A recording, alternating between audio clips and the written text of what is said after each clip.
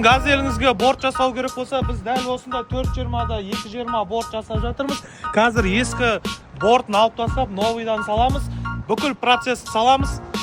Бізде газелдің өзі жартысына келдік. Процесс осындай болып жатыр. Міне хамутпен отырғыздық газелдің үстіне, артқы бортовойын қазір осындай листпен жан-жағын жауып жатырмыз. Борттың квадрат темірлермен листпен айналасын қаптап жатырмыз.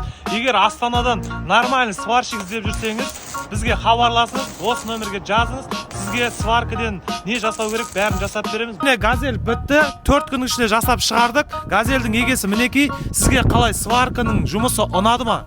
Ұнады, жігіттерге рахмет. Осы жерге келуге кеңес беремін. Жақсы істеп жатыр. Сварка қойғандар да жақсы.